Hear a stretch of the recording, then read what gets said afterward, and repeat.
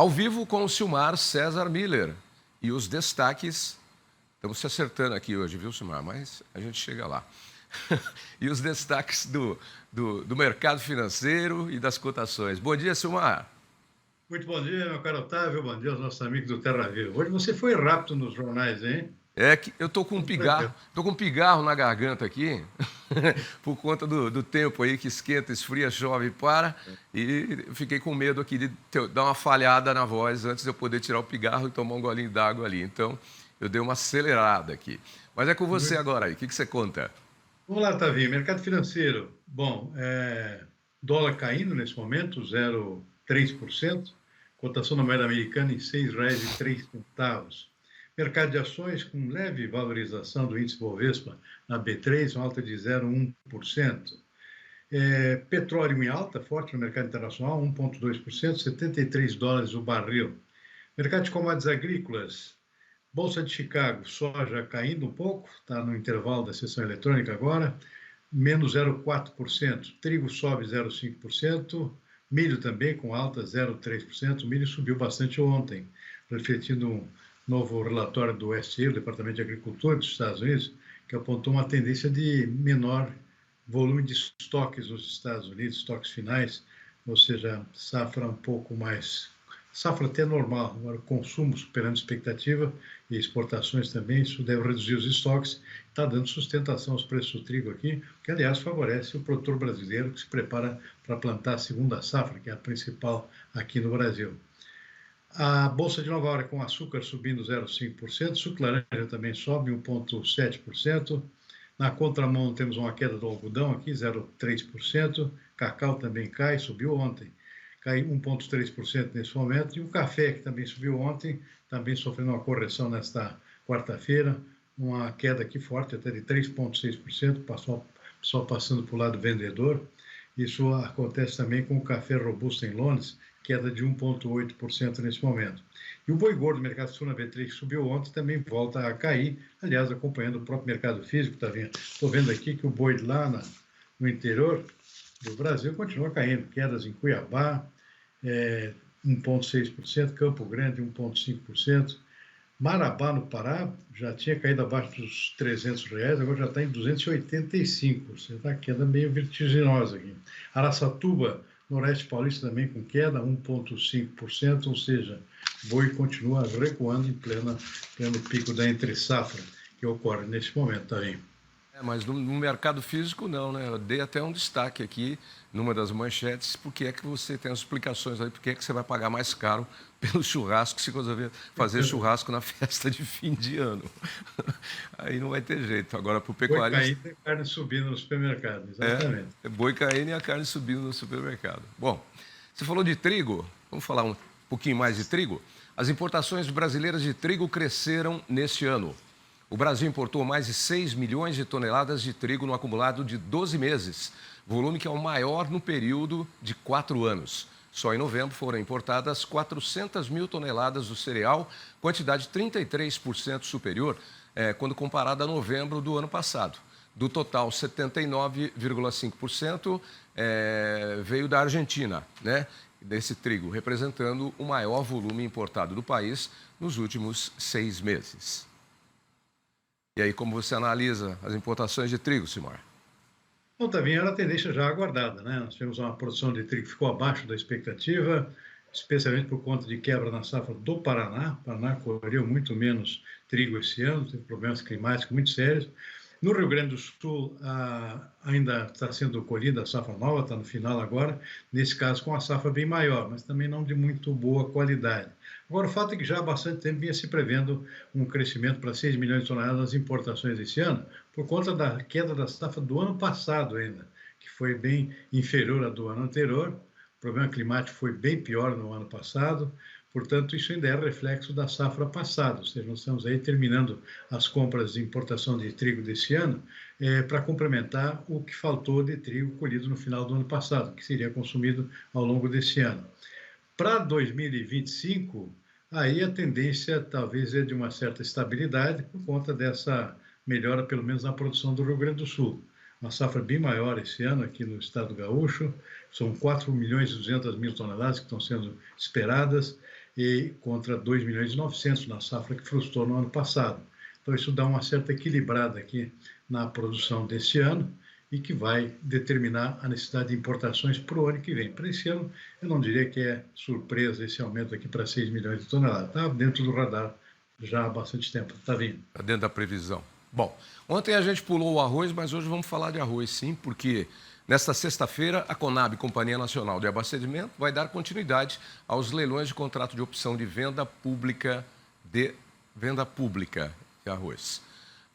O governo federal destinou à Conab cerca de R$ 1 bilhão para a aquisição de 500 mil toneladas de arroz longo, fino, em casca, e serão ofertados aproximadamente 17 mil contratos de 27 toneladas cada. A oferta vai ser para 9 estados: Minas Gerais, Paraná, Rio Grande do Sul, Santa Catarina, Goiás, Maranhão, Mato Grosso do Sul, Mato Grosso e Tocantins, com o intuito de estimular a produção do grão no Brasil. Bom, Silmar, mas tinha uma questão aí que era a questão de preço, né? Estavam tentando arrochar para baixo. Como é que ficou esse negócio? Os orizicultores, os produtores de arroz, não gostaram não do que estava sendo proposto. Como é que ficou, afinal? Bom, houve um primeiro leilão, não teve interesse nenhum, foi zero. Nenhum produtor se interessou, embora os preços estejam caindo no mercado, né? Então, eu diria que esse próximo leilão talvez ative um pouco mais de interesse dos produtores, em alguns estados pelo menos, por conta desses preços que estão caindo no mercado físico aqui. A gente tem visto preço aqui já perto dos R$ 96, R$ 95 por saca, e, pelo que eu me lembro aqui, a Conab está oferecendo pagar 90, é um preço bem mais baixo, mas como o mercado está caindo, pode ser que isso ative algum interesse vendedor antes que os preços caiam mais no mercado. Por quê? Porque a tendência ainda é de uma safra bem maior esse ano. A Conab deve atualizar amanhã os números da produção, os mais atualizados aqui, sobre a tendência da produção, mas até algumas semanas atrás, a previsão era de um grande crescimento na área e, consequentemente, na produção, se o clima continuar positivo, da produção brasileira de arroz nessa safra que está em final de plantio agora, que vai ser colhida a partir de fevereiro, março do ano que vem. A previsão da Conab é 12 milhões e 100 mil toneladas, quase 2 milhões de toneladas a mais do que a safra anterior. Então, teoricamente, aqui vai sobrar arroz, não haveria necessidade de formação de estoque. Mas o fato é que isso vai começar a pressionar os preços do produto. Já estão caindo por conta desse aumento da produção, pode cair mais quando a colheita começar a acontecer na prática, como eu disse, a partir de fevereiro, março do ano que vem. Então, para alguns produtores, pode ser interessante vender para o governo agora antes que o preço caia mais. Outros produtores podem tentar esperar um pouco mais. Tem muita coisa que pode acontecer pela frente, pode ter algum problema climático que ainda afete a produção, pode ter um aumento de exportações, o Brasil sempre exporta arroz também, e isso pode dar uma favorecida aqui nos preços ao longo dos próximos meses. Então, muita expectativa por enquanto, vamos ver se nesse leilão, pelo menos, algum produtor se habilita aqui, aquele que está mais necessitado aqui de vender mais rapidamente e com medo de preço cair um pouco mais, que pode acontecer no curto prazo, talvez ative um pouco maior de interesse. Mas pelo jeito, está difícil a formação desse estoque de 500 mil toneladas que a Conab está tentando fazer, para um estoque regulador, né, para segurar lá, para jogar no mercado quando precisar, por exemplo, desaquecer um pouco os preços no mercado interno para o consumidor. Pois é, Silmar. E por falar em arroz, eu me lembrei de uma história que eu contei aqui outro dia, porque nós rodamos uma reportagem de uma unidade da Brejeiro que abriu lá no centro-oeste brasileiro, mas voltada para a soja. E aí eu me lembrei do arroz, porque o arroz Brejeiro foi o primeiro arroz a ter marca no Brasil. Antigamente não tinha marca de arroz. A gente comprava arroz a granel. Ou ele vinha aí, né? Não tinha supermercado também, gente. Tinha empório, tinha venda. Então você ia lá, tinha um sacão de arroz assim aberto, 2, 3 tipos, aquele tipo 5, que é o mais quireirinha, até chegar ao tipo 1, longo e fino. E você escolhia, me dá 1 quilo daquele lá. O homem ia lá e enfiava uma pazona, botava no saquinho e se levava para casa. E o arroz Brejeiro foi o primeiro arroz a dar marca, a dar nome aos bois, como a gente diz, né? E aí, a partir daí, começou todo esse trabalho de marketing. Hoje você vai ao supermercado, você tem, dependendo do mercado, 10 marcas de arroz lá, a sua escolha. Mas o mundo nunca foi assim. Você não vem me falar que não é do seu tempo isso, hein? Olha, meu pai tinha indústria de arroz, você me lembra disso. Na verdade, eu até ajudava a carregar aquele saco de arroz. Aí, Para mim, ia musculatura, quando era jovem, né? é, Tava 2 sacos na cabeça, quando o operário só conseguia carregar um, né? era o que seu pai tinha era o que fazia, descascava o arroz e deixava ele. É isso? Em Marília a Exato. gente chamava isso de máquina. Tinha, Depois ensaca e manda pro mercado. é isso aí ia para o mercado. O arroz brejeiro foi o primeiro a dar nome aos bois. O primeiro arroz, que tem aquele bonequinho que tem até hoje, a dar nome ao arroz. E hoje tudo tem nome, né? Nada mais não tem nome. Né? Os nomes passaram a fazer parte de tudo. Né? Não era assim no passado, minha gente. Não era assim. Não tinha nem sacolinha de plástico. Viu? Ô, Silmar, só para terminar aqui um assunto, a doença do presidente Lula, aí, a cirurgia, acabou botando um pano quente, de modo geral, em todas as coisas que poderiam acontecer em Brasília e travou tudo lá, né? Não anda mais nada agora lá com o presidente no hospital, embora o vice Alckmin esteja lá, alguns ministros também tomando à frente algumas decisões, mas deu uma travada geral, né? O Natal e as festas de fim de ano foram antecipadas por necessidade de saúde do presidente. E olha, no mercado aqui, desde ontem já, está sendo interpretado aqui como um fator, vamos dizer aqui, deu uma aliviada aqui nos mercados, aqui, pela possibilidade do presidente não concorrer à reeleição. É estranha essa história, mas foi realmente o que aconteceu ontem no mercado.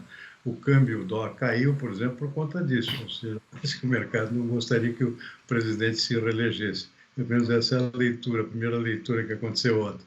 Mas foi o que aconteceu efetivamente. A primeira leitura foi essa aí, mas tem uma segunda que também, não sei qual que surgiu primeiro, que é justamente por conta da questão da saúde do presidente, que está muito delicada, apesar de ele não ter tanta idade assim, 79 anos, né?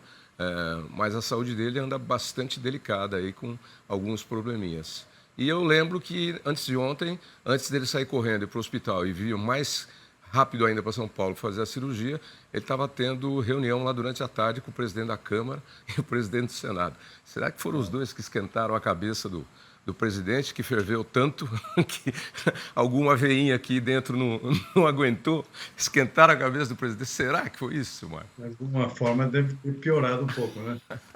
Ele já estava reclamando de dor de cabeça durante a semana, quando pegou os dois pela frente lá, a dor de cabeça se multiplicou por 1000, brincando um pouquinho. Um assunto complicado, né? É. Pode acontecer isso aí. Legal. Silmar, voltamos amanhã então com novas informações, tá bom?